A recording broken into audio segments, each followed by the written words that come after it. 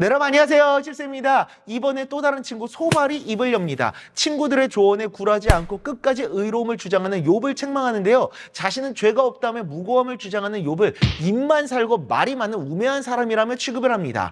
특별히 소발은 하나님의 전능하심과 그 헤아릴 수 없는 신비를 강조하며 네가 어찌 하나님을 측량할 수 있고 완전히 알 수 있겠냐며 네가 아무리 지혜로워도 하나님의 지혜의 오묘함과 지식의 광대함에 비할 수 없다며 비판합니다. 한마디로 욥은 교만한 사람으로 몰아가는 겁니다. 거기에 하나님의 지혜는 무궁하게 인간의 숨은 죄를 모두 찾아낼 수 있다. 그분 앞에서 죄를 숨길 수 있는 사람은 아무도 없으시다. 그리고 너의 죄를 잊게 하여 주셨음을 알라라는 말은 욥의 고난이 그가 지은 죄에 비해서는 가벼우니 오히려 감사하라고 이야기를 합니다. 이게 말인지 방구인지.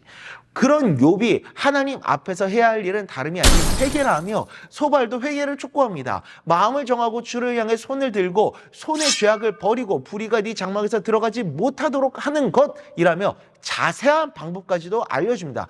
그렇게 회개하면 욥이 겪고 있는 모든 환난이 물 흐르듯이 사라질 거라며. 아파하는 친구를 향한 비판이 점점 강해지는데요. 이는 인과응보의 법칙이 하나님의 모든 것이라 생각하는 그들의 큰 착각입니다. 가난하고 소외되고 아파하고 괴로워하는 이들을 외면하지 않으시고 그들을 사랑하시고 위하시는 하나님의 마음은 모르면서 하나님을 모두 알고 있다는 듯이 얘기를 하고 있는 겁니다. 이는 전혀 하나님에 대해서 모르는 것과 마찬가지고요. 하나님의 마음을 모두 알 수 있다는 사실을 없다는 사실을 적용해야 하는 사람은 다름 아닌 바로 우리들 자기 자신입니다. 자신이 모든 것을 알고 있는 것처럼 다른 사람을 정죄하고 비판하고 그런 교만함을 내려놓고 겸손히 하나님의 마음을 물어보고 알아가며 그 하나님의 마음을 이루어갈 수 있어야 합니다. 잠언 14장 3절입니다. 미련한 자는 교만하여 입으로 매를 자청하고 지혜로운 자의 입술은 자기를 보전하느니라.